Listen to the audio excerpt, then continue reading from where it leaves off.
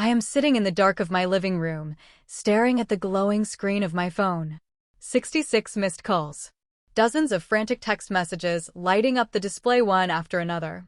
At the other end of those unreturned calls, my sister's multi-million-dollar empire is burning to the ground. Her pristine reputation is in freefall, her husband is packing his bags in a hotel room, and the entire illusion of our perfect, wealthy family is shattering into a million sharp, jagged pieces. And the craziest part about this whole situation? All of this unprecedented destruction started over a single spoonful of caviar. Just a few hours ago, I was standing in a rented luxury ballroom that smelled like expensive perfume, roasted meats, and fake sincerity.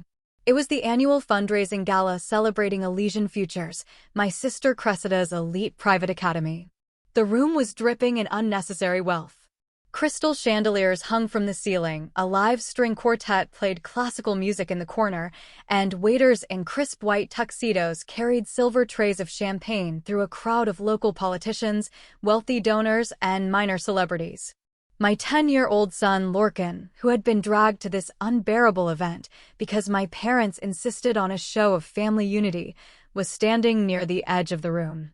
He was wearing a little suit that was slightly too big for him, looking entirely out of place and overwhelmed by the noise. He was hungry. We had been there for 3 hours, and the main dinner service was delayed because Cressida was busy giving a self-congratulatory speech. Lorcan wandered over to a long catering table covered in elaborate appetizers. He did not know what he was looking at. He just saw a silver bowl filled with small, dark beads resting on a bed of crushed ice, surrounded by tiny, delicate toast points. He reached his small hand toward the silver spoon resting next to the bowl. Before his fingers could even brush the cold metal, Cressida's hand shot out from the crowd. She slapped his wrist away, hard enough to make a loud smacking sound that made a few nearby guests turn their heads. She did not yell. That was never her style. Instead, she leaned down, maintaining that polished, camera-ready smile she reserves for the people who write her large checks. Her voice was a venomous whisper, loud enough for me and our parents to hear, but quiet enough to keep the donors oblivious. "Those are only for kids with value, Lorcan," she sneered, her eyes locking onto his frightened face. "Do not dirty it with your hands." My son froze. The light drained from his eyes instantly. He pulled his hand back as if he had been burned, looking down at his shoes. I felt a surge of heat rush to my face. I looked over at my mother, Rowena, expecting her to step in, to say something, to protect her grandson from such a vile comment. My mother just stared down at her champagne flute, swirling the golden liquid and pretending she had not heard a single word. My father, Thaddeus, sighed loudly, a sound of pure annoyance. He glanced around nervously to make sure no important investors had witnessed the awkwardness. He stepped toward me, pointed his finger toward the exit, and muttered under his breath. "He can eat crackers at home, Odelia," my father told me. "Stop letting him make a scene. Your sister is under a lot of pressure tonight." No one defended my boy. Not one single person in that family of blood relatives thought it was wrong to tell a 10-year-old child that he lacked the value to eat a fish egg. I did not argue. I did not scream. I did not throw a drink in her face, even though every fiber of my being wanted to. I just walked over to Lorcan, grabbed his small, trembling hand, gathered our coats from the coat check, and walked out the heavy glass doors into the cold night air. Behind me, I could hear my Uncle Tarquin muttering to my parents that I was always acting so dramatic and sensitive. They thought I was retreating. They thought I was running away to hide, just like I had done my entire life when they pushed me aside. They had no idea that I was not running away. I was walking toward the single button that would blow their entire world apart. Before I tell you exactly how I dismantled my sister's life in under 24 hours, and what the bank executives told her the very next morning, I have to ask you something. Where are you watching this video from right now, and what is the weather like there? Drop it in the comments below. I am so curious to see how far the story of family drama and sweet revenge will travel across the globe. You see, I am Odelia. I am 36 years old, and I work as a senior financial risk manager for a massive corporate firm. My entire career is built on finding lies hidden in ledgers. I calculate risk for a living. I anticipate disaster and I stop it before it happens. But when it came to my own toxic family, I had spent my entire life ignoring the massive warning signs. Cressida is 39. She is the golden child. She is the founder and CEO of Elysian Futures, an ultra-expensive institution designed to teach leadership, high society etiquette, and elite networking to the children of the super-rich. She sells the promise of a superior future. She wears $5,000 suits, speaks at national education conferences, and posts daily inspirational quotes on social media about nurturing young minds. The reality is far uglier. She is deeply insecure, terrifyingly greedy, and cruelly dismissive of anyone who does not actively serve her public image. The gala tonight was supposed to be her crowning achievement. On Monday morning, a major commercial bank was scheduled to release a $2.5 million construction loan to expand Elysian Futures into 3 brand new state-of-the-art locations. She had spent the entire evening taking credit for building this empire from scratch, standing under a gold velvet banner, accepting praise, pretending she was a self-made visionary. What the wealthy donors, the paying parents, and the local media did not know was that Elysian Futures only existed because of me. I am the ghost in the machine. I ordered the catering for that gala. I paid for that caviar with my own money. Yet, when my son reached for it, she treated him like a stray animal begging at a royal banquet. She thought she was untouchable. She was wrong. The walk through the sprawling parking lot of the country club felt like trying to move underwater. The cold night air hit my face, biting at my cheeks, but I barely felt it. I could still hear the faint, elegant sound of the string quartet playing inside the venue, a sickening, beautiful soundtrack to the ugly reality of what had just happened. Just as I clicked the unlock button on my key fob, my uncle Tarquin came jogging out of the side door. Tarquin is the family's favorite flying monkey. He thrives on the drama, but always plays the role of the peacekeeper, which in our family dynamics really just means he bullies the victim into apologizing to the aggressor to maintain a false harmony. "Odelia, seriously?" Tarquin called out, waving his arms as he jogged over the asphalt. "You are doing this right now? On the biggest night of her life? You know how stressed Cressida is about the bank closing on Monday. Get back in there before you ruin everything and embarrass your father." I did not even look at him. I opened the heavy back door of my SUV, made sure Lorcan was safely inside, buckled his seatbelt for him, and then slowly turned to face Tarquin. I did not yell. My voice was eerily calm, the kind of calm that comes just before a hurricane makes landfall. "Go back inside, Tarquin. Go enjoy the caviar." I got into the driver's seat, locked all the doors, and pulled out of the lot, leaving him standing there under a streetlight with his mouth hanging open in shock. The ride home was suffocatingly quiet. Lorcan usually talks nonstop. He has a brilliant, restless, beautiful mind. He struggles with severe dyslexia at school, which means reading a simple paragraph takes him twice as long as the other kids, and his spelling tests are always covered in red ink. Because of this, my family has always treated him like a lost cause, a broken toy they do not know what to do with. They speak to him slowly, loudly, as if he lacks basic intelligence. But what they refuse to see, what they are too blind to notice, is that he is a mechanical and digital genius. At 10 years old, he can take apart a malfunctioning laptop, diagnose a fried motherboard issue, and write basic code for educational applications to help kids just like him learn better. To my sister, he was just a prop that did not look good in her promotional photos. To my parents, he was a massive disappointment because he did not bring home shiny gold stars to brag about at their country club dinners. He sat in the back seat, staring out the window at the passing streetlights blurring into yellow streaks. His small hands were folded tightly in his lap. He had not cried. I wished he would cry. Tears meant a wound was still asking to be seen and healed.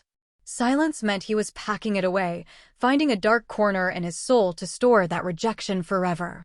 We were stopped at a long red light when he finally spoke.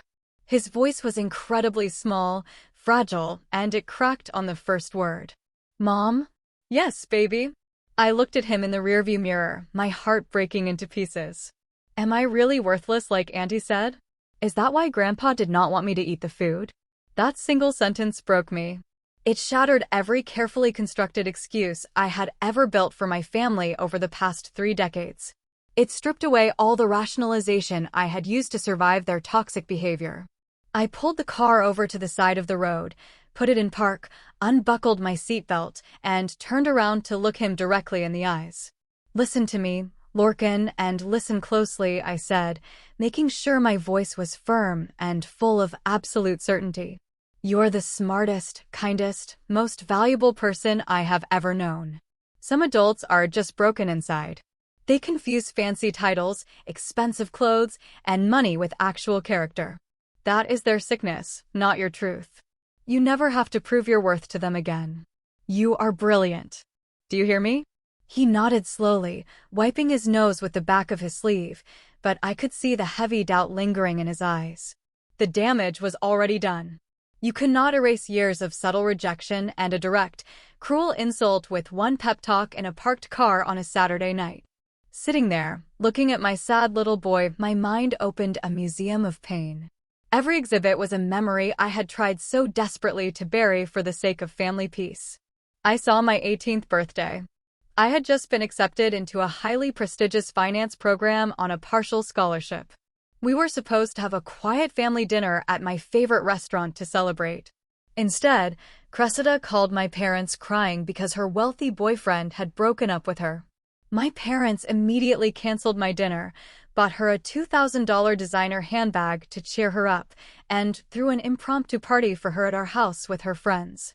I spent my 18th birthday eating cold, leftover pizza alone in my bedroom while they comforted the golden child downstairs. I saw the day I won a national corporate award for advanced financial risk modeling. I was so proud. I brought the heavy glass plaque to my parents' house, hoping for just one moment of genuine validation.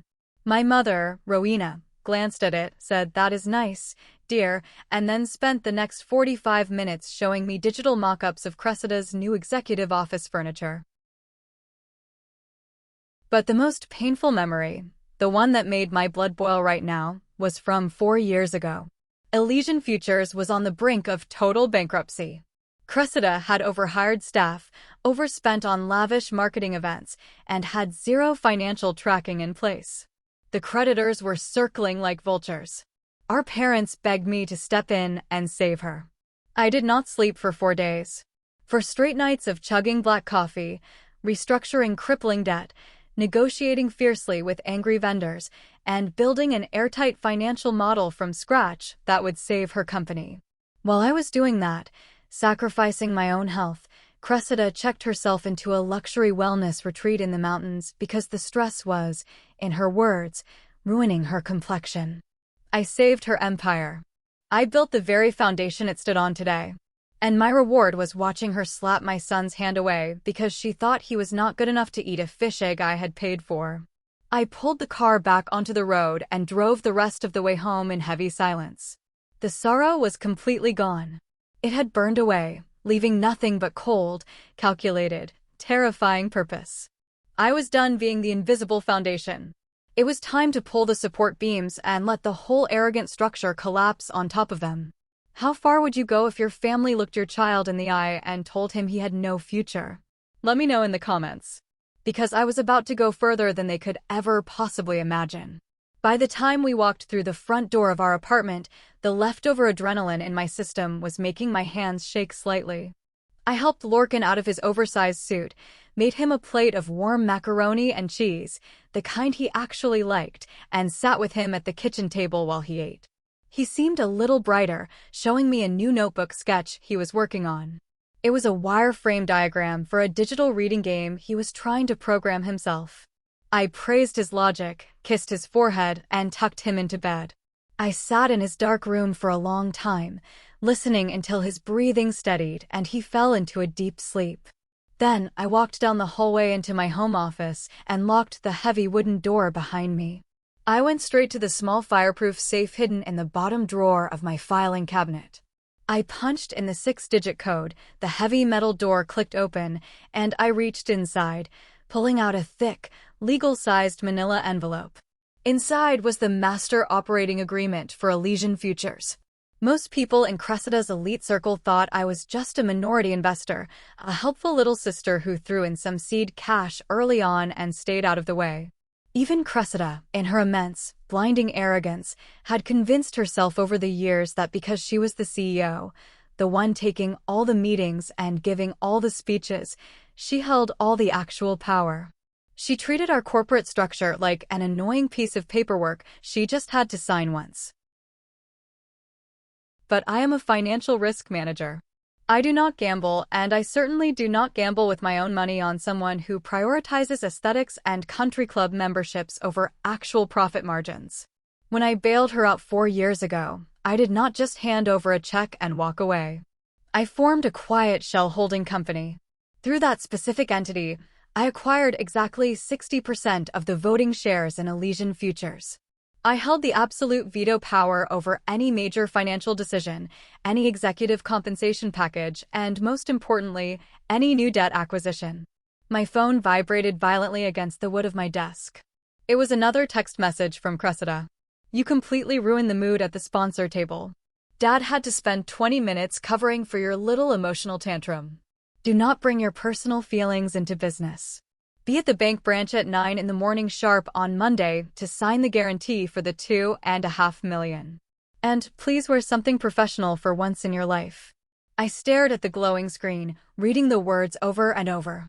She was demanding that I personally guarantee a massive construction loan that would put my own financial future at risk for her new branches, while simultaneously insulting my clothes and acting as if humiliating my son was just a minor inconvenience to her evening.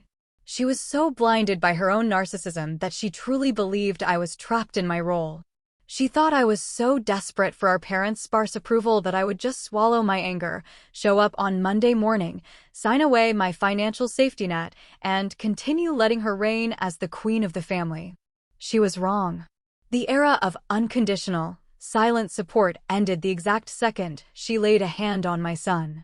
I sat down at my computer and opened my secure, encrypted email client. For months, I had been noticing tiny, frustrating discrepancies in the monthly company ledgers her accounting team submitted to my office. Weird vendor names that did not match industry standards. Massive budget overruns classified vaguely as brand building. Missing receipts from the charity scholarship fund. I had brought them up gently in the past, and she had always dismissed them as clerical errors, or worse, accused me of being paranoid and trying to sabotage her grand vision.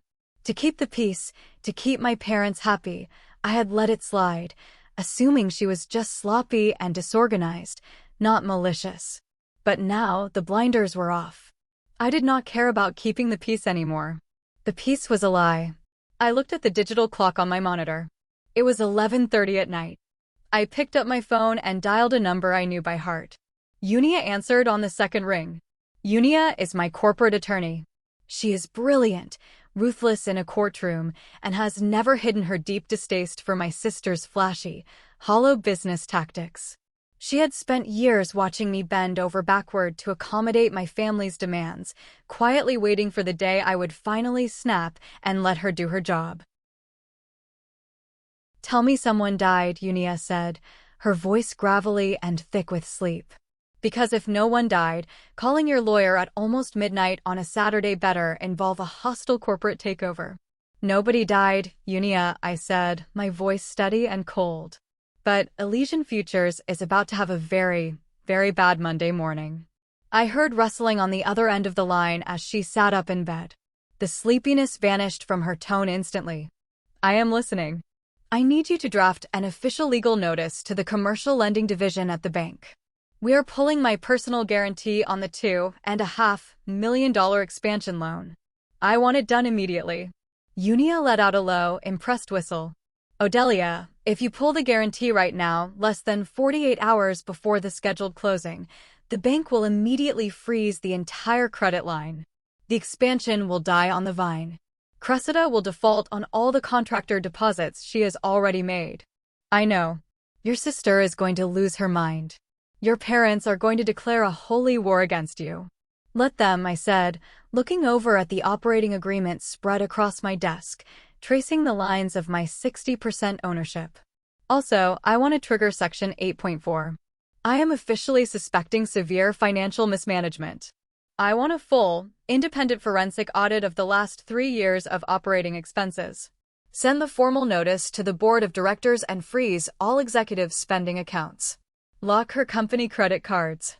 There was a long, heavy silence on the phone. Then, Unia laughed softly. It was the terrifying sound of a predator finally being let off the leash. I have been waiting 4 long years for you to make this call, Unia said. I will have the filings drafted and sent to the bank executive's emergency email contacts within the hour. By tomorrow morning, your sister will not be able to buy a cup of coffee with company money. Thank you, Unia. Good night. I hung up the phone. I did not feel guilty. I did not feel scared. I felt a profound sense of clarity. If you want to know what happened next, make sure you comment, "I'm win." That is our secret code for everyone who has watched up to this point. I will drop a heart and reply to every single comment with that keyword. Sunday morning broke with a dull, gray sky, the kind of overcast weather that perfectly matched the impending storm I had just unleashed. I woke up early, made a large stack of chocolate chip pancakes for Lorcan, and acted like it was just another normal, lazy weekend. We sat on the couch in our pajamas and watched his favorite cartoons. We talked about the mechanics of a new video game he wanted to play. I deliberately did not check my work phone. I left it sitting on the kitchen granite counter, face down, silent. At exactly 9 o'clock in the morning, the digital storm made landfall. First, my personal phone started vibrating violently against the coffee table. Then, my work phone in the kitchen started ringing loudly. A few minutes later, the old landline in the apartment, a number literally nobody ever calls, began to chime shrilly.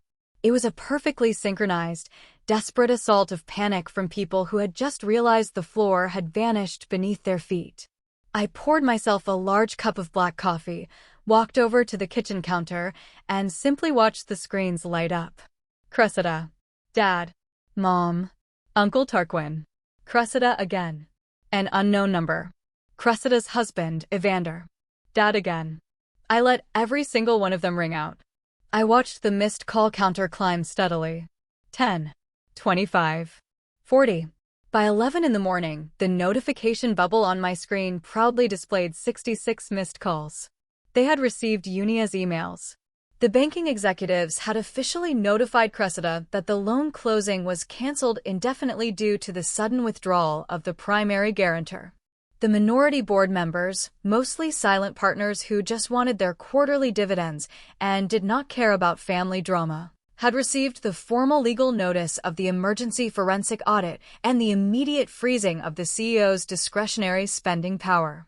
Cressida had woken up that morning thinking she was a titan of industry about to secure millions of dollars to expand her kingdom. She was now a restricted employee under active investigation, unable to even pay for her own expensive Sunday brunch on the company dime. Finally, after finishing my coffee, I picked up my phone and tapped my father's contact name. He answered before the first ring even finished. "Odelia, what the hell is wrong with you?" Thaddeus bellowed into the receiver, his voice cracking with rage. The background noise on his end was pure chaos. I could hear my mother sobbing hysterically in the distance and Cressida screaming at someone, probably her poor assistant, on another phone line. "Good morning, Dad," I said calmly, leaning against the counter. "Do not say good morning to me." Cressida's corporate credit cards just got declined in front of everyone at the country club. The senior bank executive called her in an absolute panic.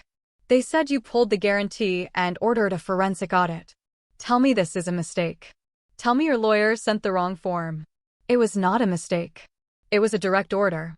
I am the majority shareholder, Dad. I have a legal fiduciary duty to investigate financial irregularities when I see them. Irregularities? You are doing this because of a stupid party. Because she corrected your kid. He was breathless with rage, unable to comprehend that I was actually fighting back. You're acting like a jealous, spiteful teenager.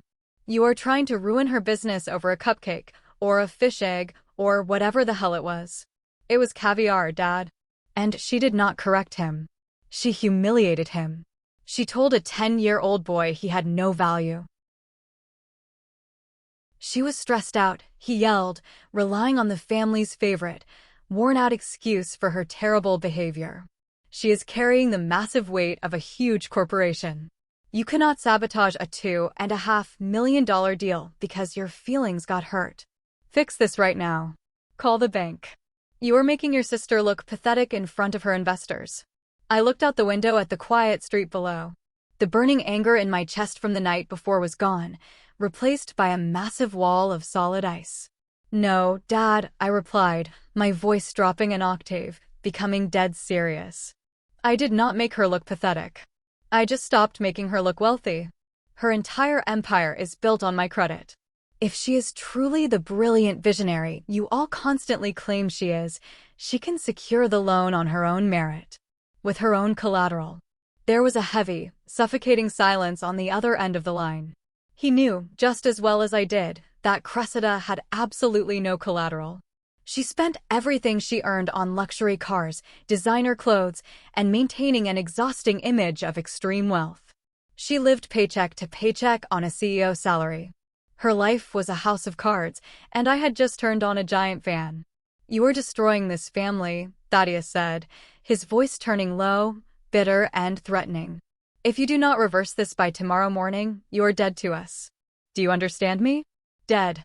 I understand perfectly, I said, feeling lighter than I had in years. Enjoy the country club. I hung up the phone and immediately blocked his number. I blocked my mother's number. I blocked Uncle Tarquin. I did not block Cressida. I wanted to see what she would do next. I did not have to wait long.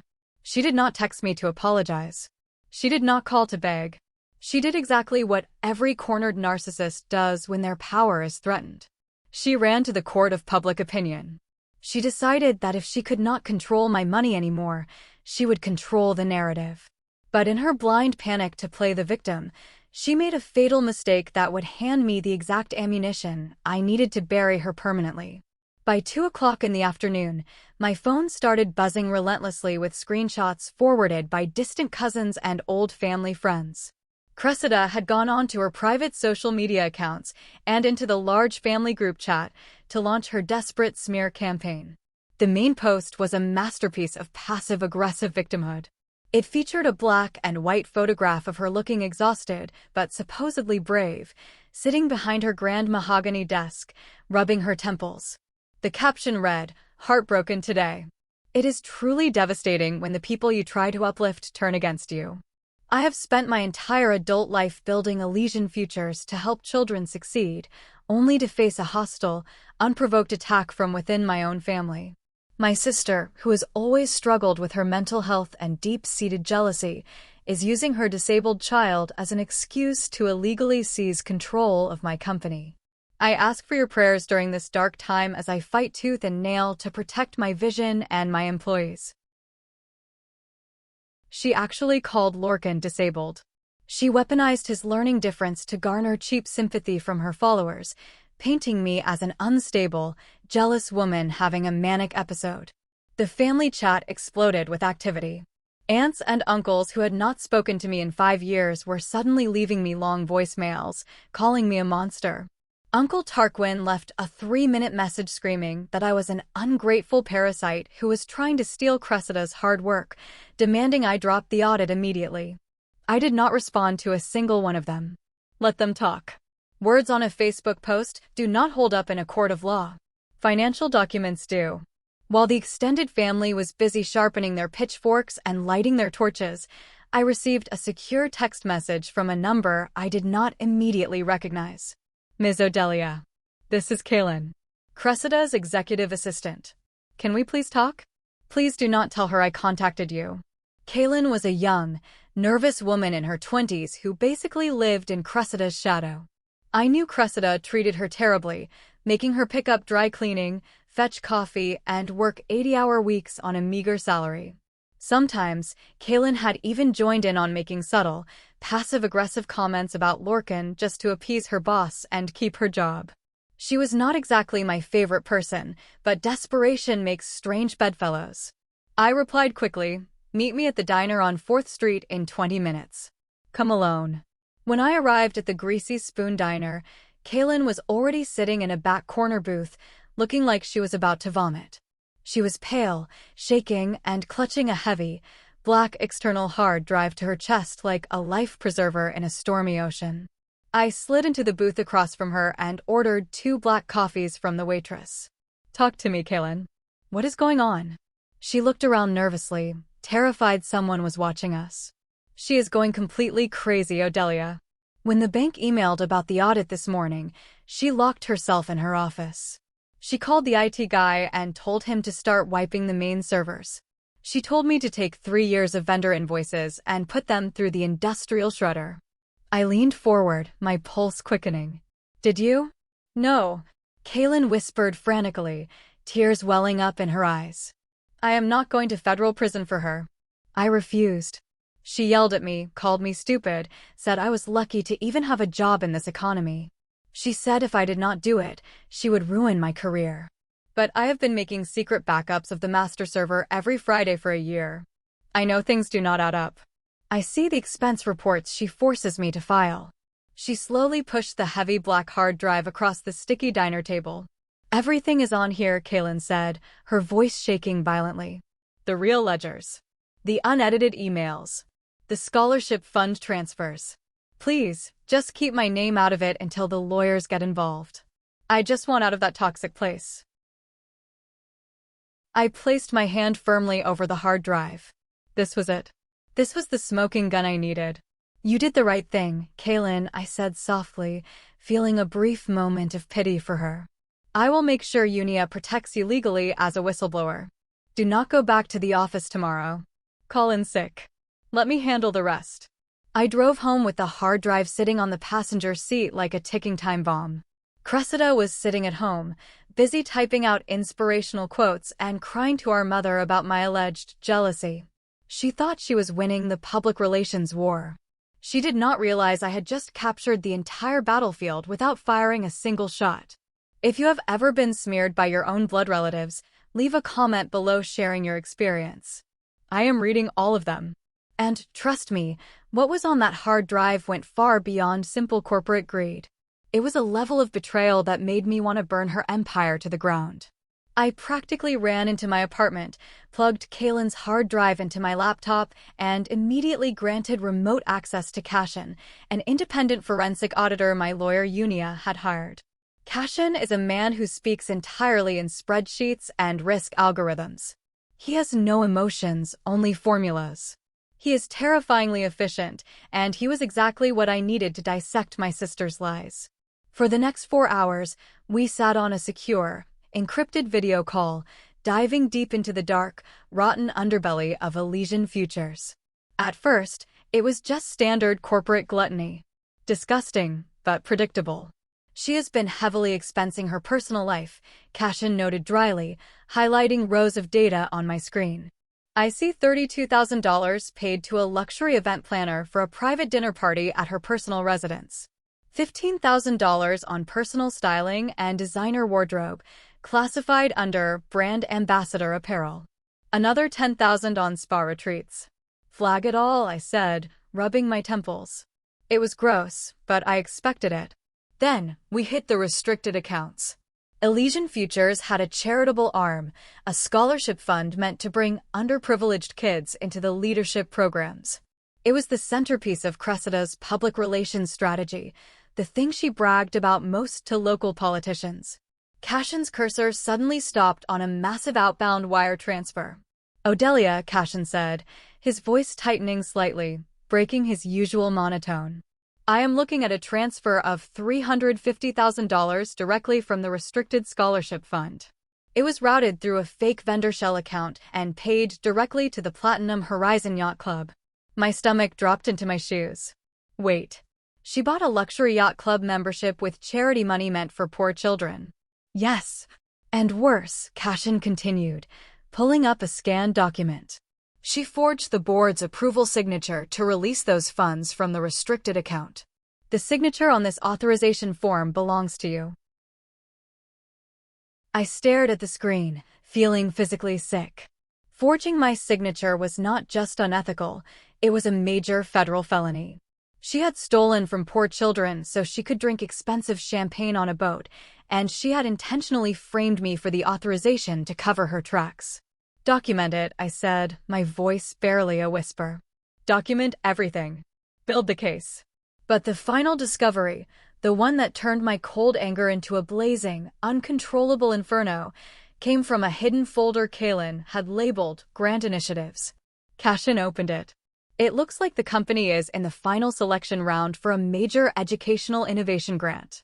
$3 million funded by the prestigious Sterling Foundation. The final presentation is scheduled for next week." I did not know about any grant, I frowned, leaning closer to the monitor. "What is the project?"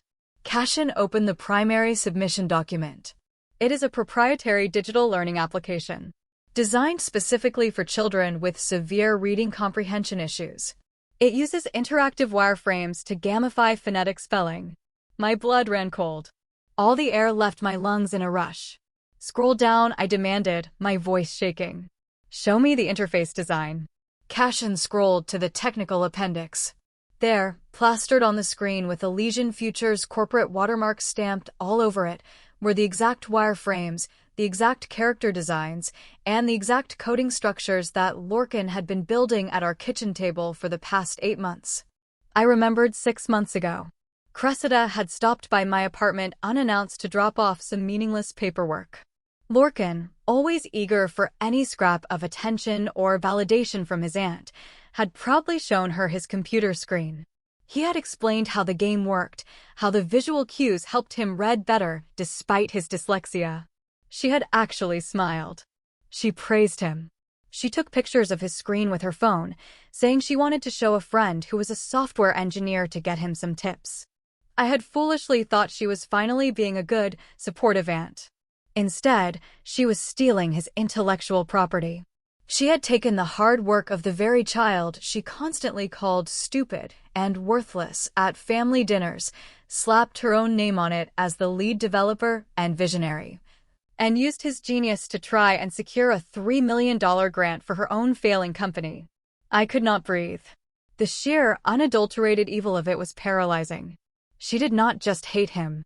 She fed off him. She consumed his brilliance, stole his ideas, and spat out his humanity. "Who is listed as the creator on that application?" I asked, my voice cracking with suppressed rage. "Cressida is listed as the sole creator and lead programmer," Cashin read aloud. "There is a small footnote at the bottom that says the prototype was tested on a, quote, learning disabled participant in a pilot exercise.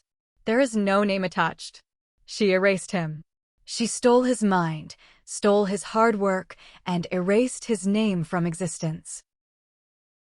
I closed my laptop with a loud snap.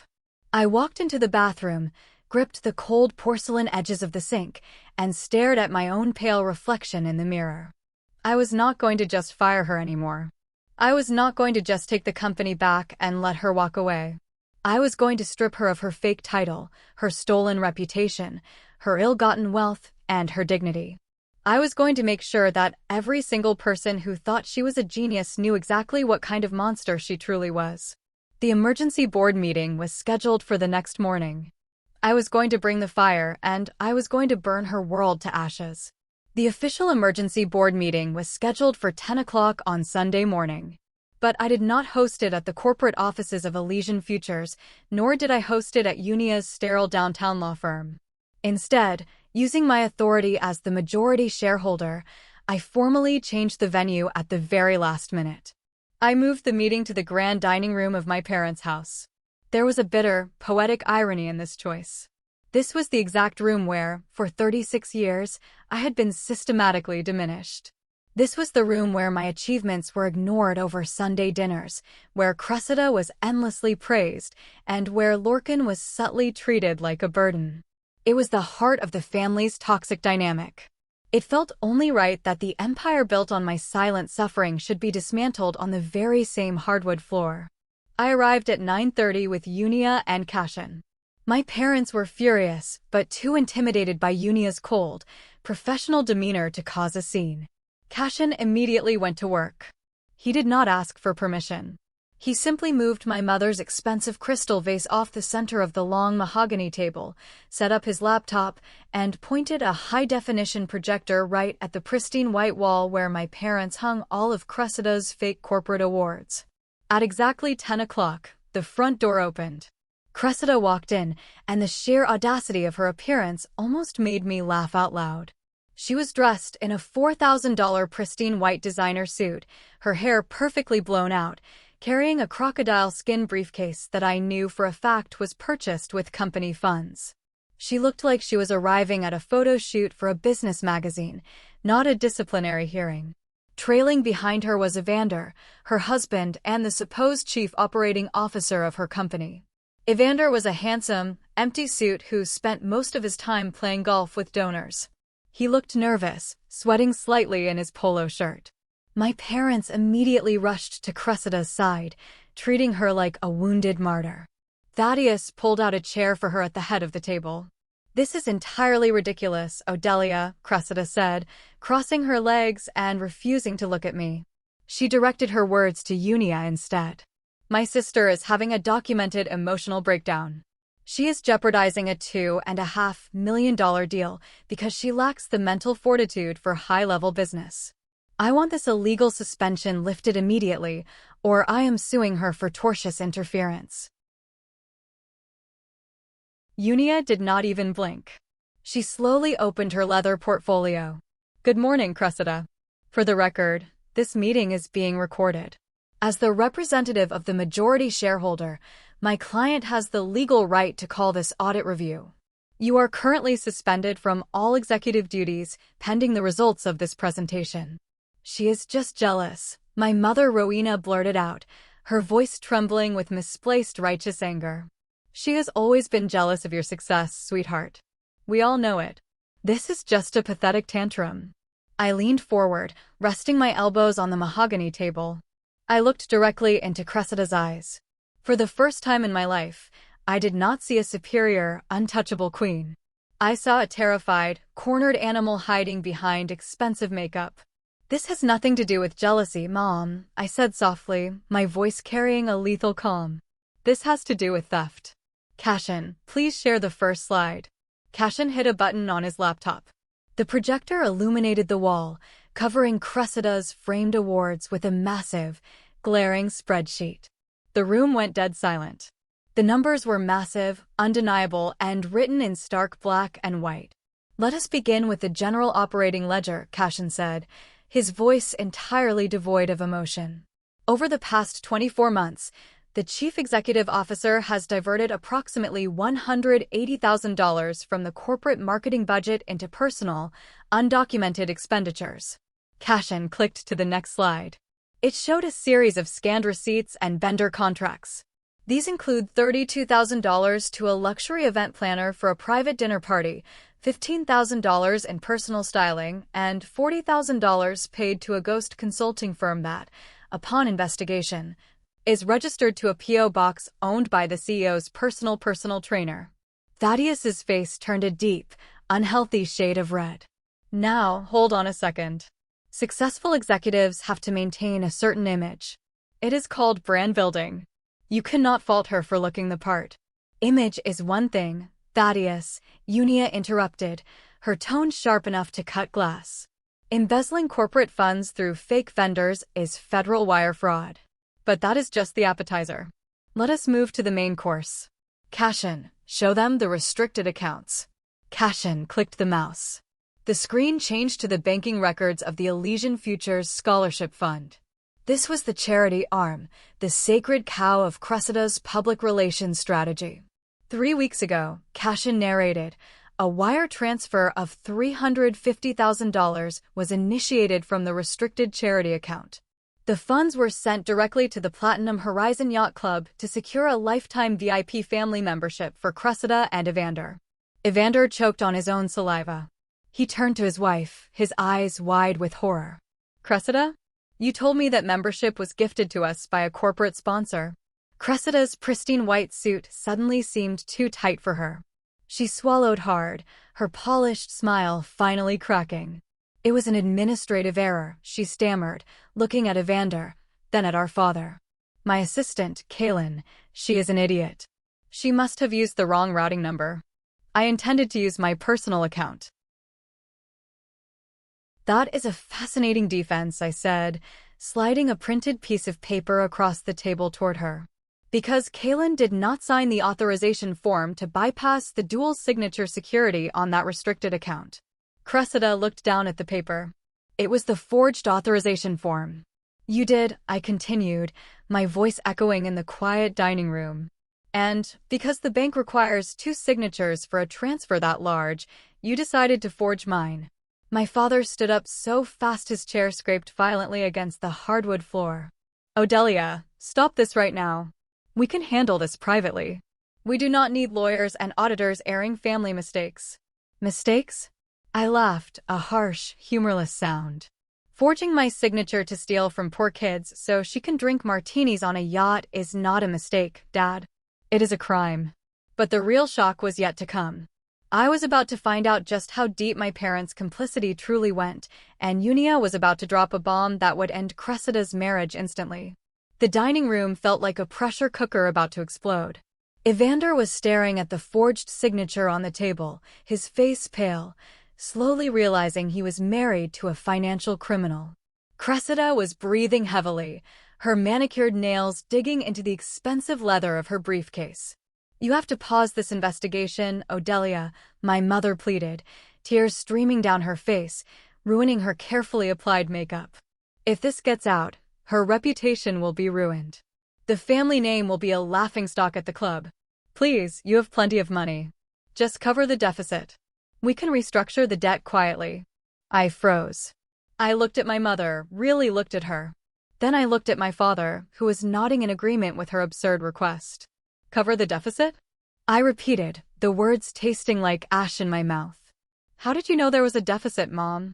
Cashin just uncovered it last night. I did not mention the amount to Dad on the phone this morning. Rowena covered her mouth with her hand, realizing her fatal mistake. Thaddeus looked away, staring at the floorboards. The truth hit me like a physical blow to the chest. They knew.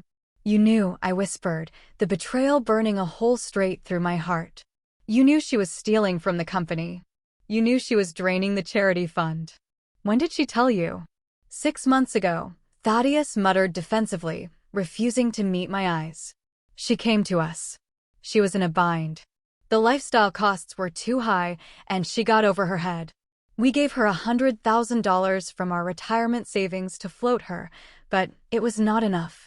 That is why the bank loan on Monday was so important. It was going to cover the gaps. It was going to save her. And you let her force me to sign a personal guarantee for $2.5 million? I screamed, slamming my hands on the mahogany table. You sat there at Sunday dinners, telling me I needed to be a supportive sister, knowing she was going to use that loan to cover her embezzling? You were willing to let me go bankrupt to protect her fake image. You are stronger than her, Odelia, my mother cried out, as if that justified sacrificing my life for her favorite child. You always bounce back. She is fragile. She needs this company to be somebody. She is not fragile, Rowena, Unia interjected, her voice devoid of any sympathy. She is a predator. And since we are discussing her predatory financial habits, let us move to the real estate disclosures. Evander's head snapped up. Real estate? What real estate? Unia pulled another crisp document from her portfolio. Evander, 2 months ago, your wife took out a second mortgage on your primary residence in the amount of $400,000. She funneled that money through a shell company to falsely inflate the revenue numbers of Elysian Futures so the commercial bank would approve the expansion loan. Evander looked like he had been physically struck. That is impossible. The house is in both of our names. The bank would require my signature and my physical presence with a notary to approve a second mortgage.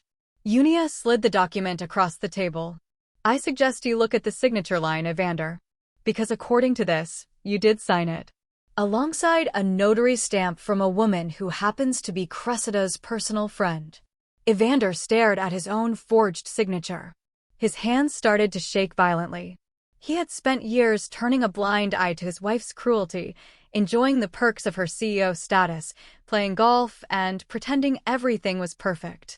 Now he was staring at a piece of paper that proved she had secretly leveraged his home, his sanctuary, and his financial future to cover her own lies. "You forged my name?" Evander whispered, his voice cracking. He looked at Cressida as if she were a stranger wearing his wife's skin. "You mortgaged our house behind my back? I did it for us." Cressida shrieked, the polished facade finally shattering entirely. "Everything I do is for us. For the image. Do you think anyone would pay $50,000 a year in tuition if I drove a cheap car and lived in a normal house? I had to project success to attract success."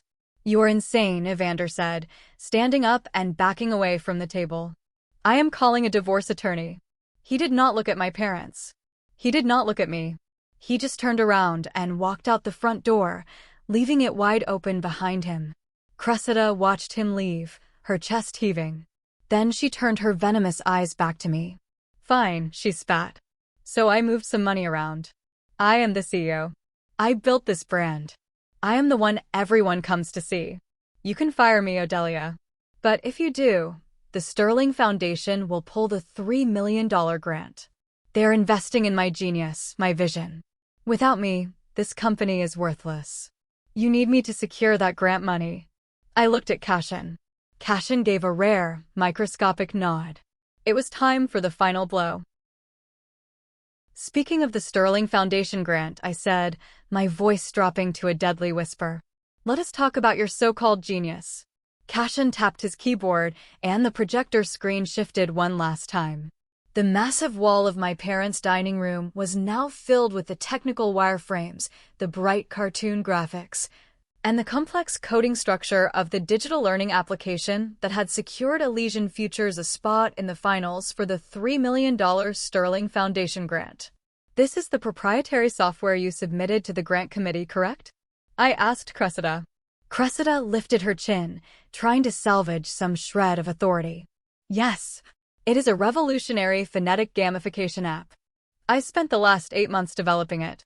The board at the Sterling Foundation loved it." "You spent 8 months developing it," I repeated slowly, letting the lie hang in the air. "That is fascinating, considering you do not know how to write a single line of code." "Cashin, please zoom in on the source code in the developer appendix. Line 412. The spreadsheet vanished, replaced by lines of dense, colorful coding text. Cashin zoomed in until the letters were massive. "Read it," I commanded her. Cressida squinted at the wall. "It is just code. I hired a freelancer to polish my concepts. I do not see what this proves." "Read the hidden developer note, Cressida. The one embedded in the core structure that your freelancer was too lazy to scrub out." She stared at the screen. Her lips moved silently as she read the small line of green text buried in the code. I watched the remaining blood drain from her face. She looked like she was going to be sick. My father leaned forward, squinting through his reading glasses. "What does it say?" "I cannot read that computer nonsense." "I will read it for you," I said, my voice thick with emotion. I pointed at the wall. "It says, // print string. Dedicated to Mom Odelia. For helping me spell. Version 1.0. By Lorcan." The silence in the room was absolute. It was so quiet you could hear the hum of the projector fan. "You stole it," I said, tears of pure rage finally stinging my eyes. "You stole a 10-year-old boy's project. A boy you constantly belittled. A boy you called stupid. A boy you told yesterday did not have the value to eat your precious caviar. You stole his mind, you erased his name, and you used his brilliance to try and secure a $3 million grant for yourself." Rowena gasped, finally grasping the true depth of the depravity. "Cressida, tell me this is a mistake. Tell me you did not steal from your own nephew." Cressida slammed her hands on the table, her eyes wild, cornered, and desperate. "It was raw material. It was a child's messy computer game. I took it and I refined it. I gave it a market value. Do you really think a prestigious foundation is going to hand $3 million to a dyslexic 10-year-old? I did what had to be done to save the company. Nobody is going to care who wrote the base code." "I care," a new voice echoed from the hallway.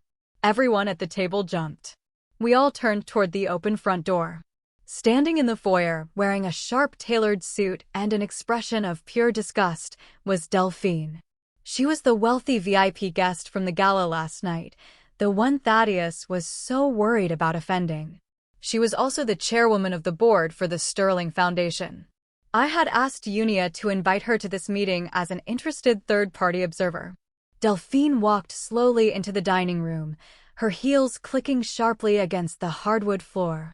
She stopped at the edge of the table, looking down at Cressida as if she were a cockroach.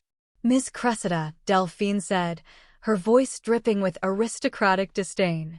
"When your lawyer invited me here this morning, I was annoyed. Now I am horrified. The Sterling Foundation funds integrity, innovation, and the future of education.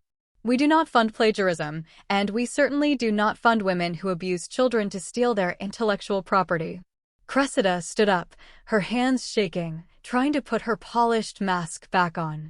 "Delphine, please, you lack the full context. This is a family dispute. My sister is trying to sabotage me. Save your breath." Delphine cut her off sharply. "I was at the gala last night. I saw what you did to that little boy. I thought it was just poor character. I did not realize it was the behavior of a thief. As of this exact moment, Elysian Futures is permanently disqualified from the grant process. Furthermore, I will be making personal phone calls to every major donor in our network by noon today. You will never see another dime of philanthropic money in this city." Delphine turned to me.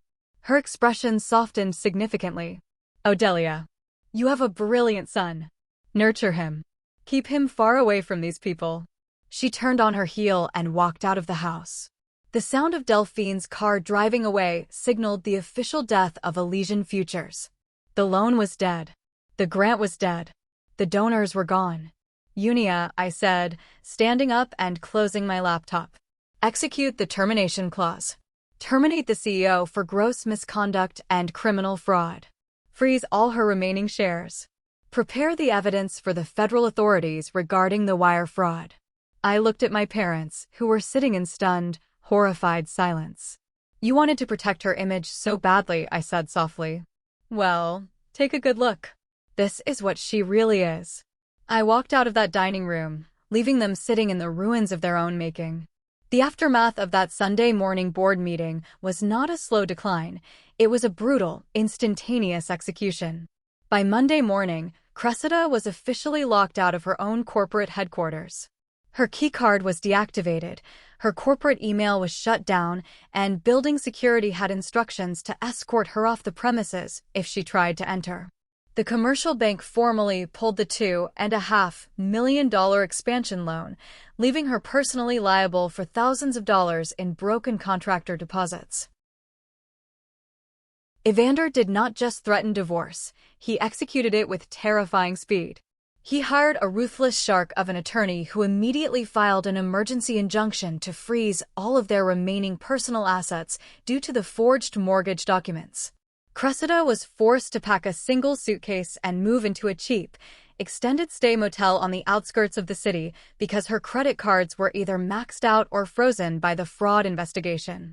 In less than 48 hours, the golden child went from standing under a velvet banner accepting praise to sitting alone in a motel room eating vending machine food. The real accountability, however, rarely arrives as just one dramatic collapse. It arrives in the form of smaller doors that simply no longer open.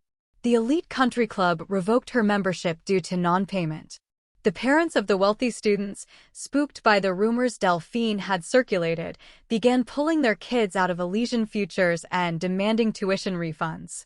I took emergency control of the company as the acting interim executive. I did not do it to save Cressida's legacy. I did it to protect the innocent teachers and tutors who relied on those paychecks to feed their own families. 3 days after the blowout, I was sitting in my apartment, reviewing severance packages, when my intercom buzzed. It was the front desk concierge. "Ms. Odelia, your parents are here. They're asking to come up." I sighed, rubbing my tired eyes. "Send them up." A few minutes later, Thaddeus and Rowena stood in my doorway. They looked 10 years older. The arrogant country club shine had been completely stripped away, replaced by the nervous, hunched posture of people who realize they bet their entire lives on the wrong horse. My mother was holding a large, white bakery box tied with a red ribbon. "Hi, honey," Rowena said, offering a weak, trembling smile. We brought that expensive imported chocolate cake you used to like when you were a teenager. Can we come in? I looked at the cake box. The sheer irony of it was staggering. They were still trying to use expensive food to paper over deep, structural abuse. You can come in, I said, stepping aside, but leave the cake in the hallway. Lorcan and I do not need it. They stepped into my living room, looking around nervously as if they had never been there before. Thaddeus cleared his throat, twisting his expensive watch around his wrist. Odelia, my father started, his voice lacking its usual booming authority. We wanted to talk. The family is in shambles. Cressida is in a motel. She is facing federal charges for the mortgage thing. Evander will not even let her see the dog.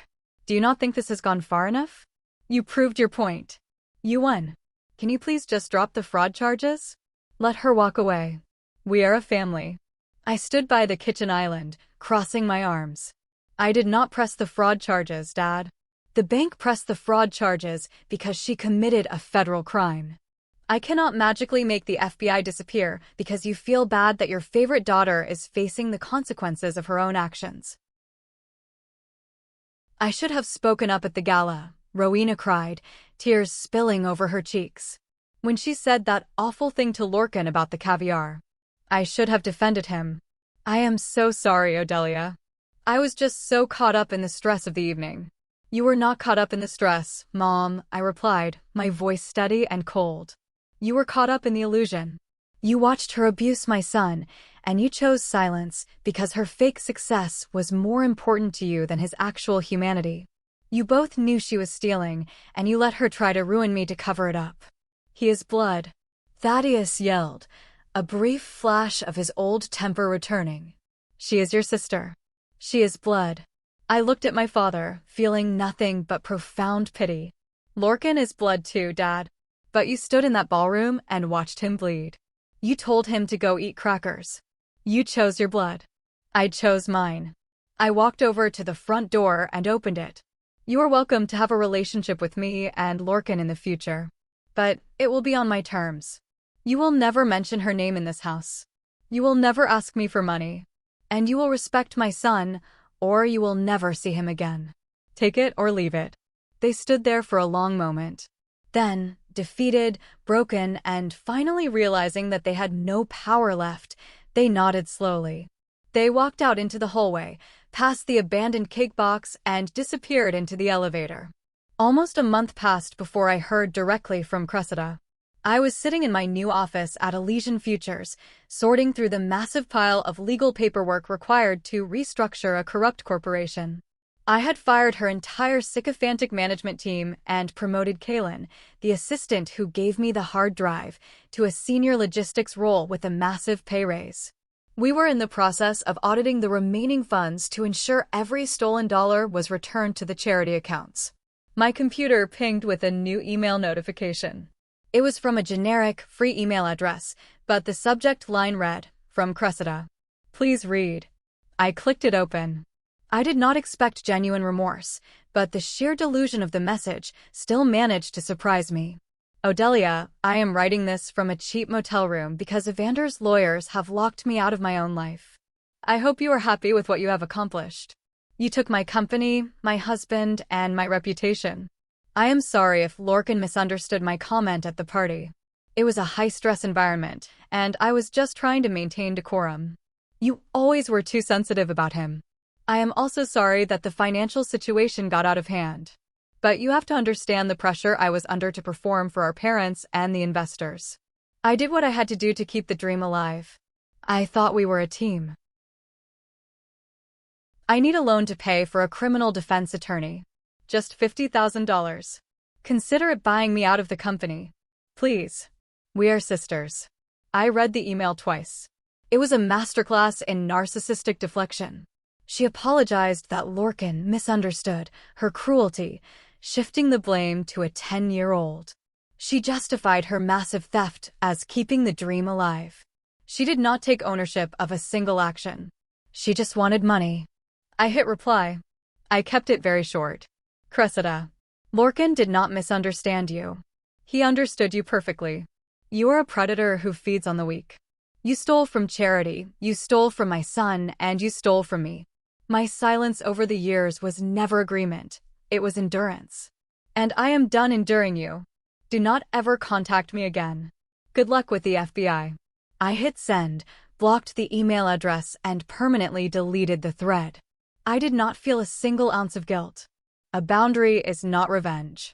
A boundary is simply the architecture you build to ensure that revenge never becomes necessary again.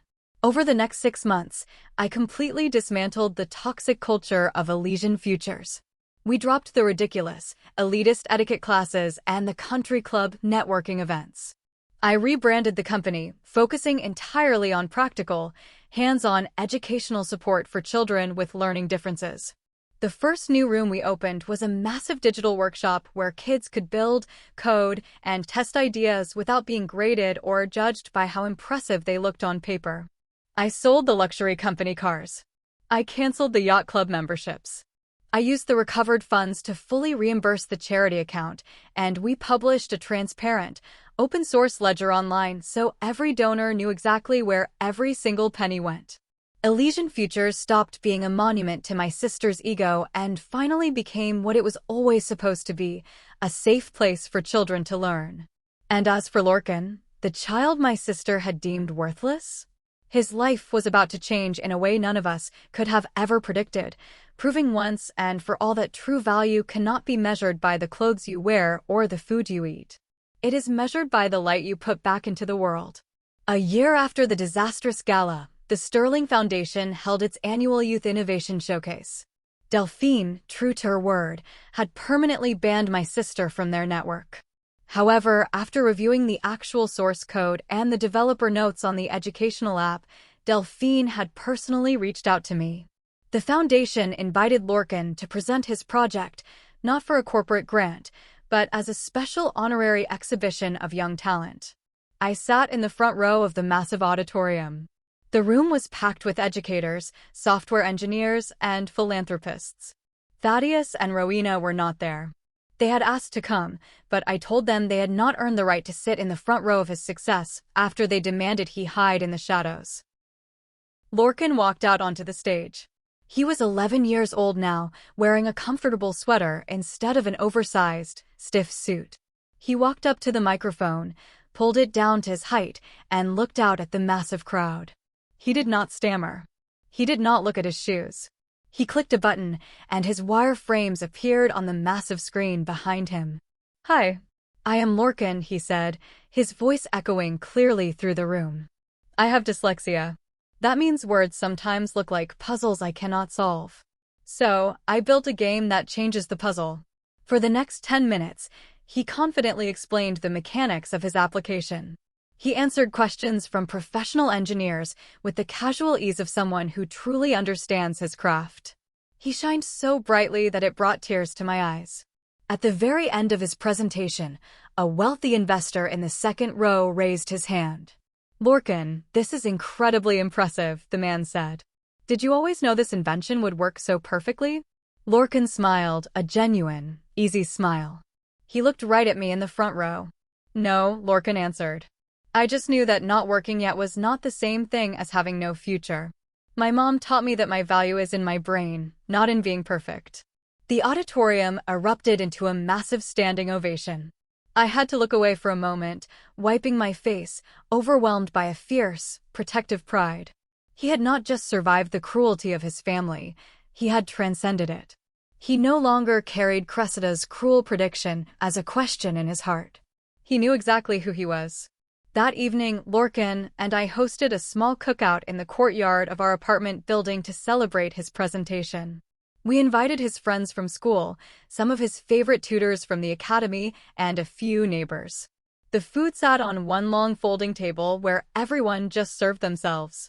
There were hot dogs, potato salad, and a massive tray of cheap, delicious grocery store cupcakes. There were no velvet ropes. There were no reserved signs. There was no caviar, and there were no adults deciding whose future qualified them to eat. Lorcan grabbed a cupcake with bright blue frosting, laughed loudly at a joke his friend told, and took a massive bite, getting frosting all over his nose. My phone stayed completely quiet in my pocket. The 66 missed calls that had once felt like an approaching, terrifying hurricane had become the ultimate proof of my freedom. It was the sound of a toxic system collapsing when the person meant to absorb the poison finally refused to drink it. Cressida had lost the company she treated as a throne, the pristine reputation she had built from stolen work, the financial security she risked for fake appearances, and the automatic, blind loyalty of the parents who had protected her. I had lost something, too. I lost the comforting fantasy that keeping everyone close and keeping the peace was the same thing as keeping my child safe. It was a painful trade, realizing my parents would never love me the way I deserved, but it was an honest trade. So, tell me. I want to know your genuine thoughts. When a family asks you to preserve the peace by sacrificing the dignity of someone quieter, is that peace actually worth keeping? And when the person causing the harm finally faces the devastating cost of their own actions, is that revenge? Or is it simply the bill finally arriving at the correct address? Some of my distant relatives still occasionally message me, calling me cold-blooded for pushing my own sister into federal investigation and ruining her marriage. They say I went too far over a minor insult at a party. So, I leave it to you, the jury of the internet. Did I go too far? Should I have given her a chance to explain herself and keep the company? Let me know your verdict in the comments. Thank you so much for joining me through this story. If you found this satisfying, if you support setting hard boundaries against toxic families, please hit that like button, subscribe to the channel, and turn on notifications so you never miss another story. Life is full of drama, and I will be here to share it with you. Until next time, stay strong and protect your peace.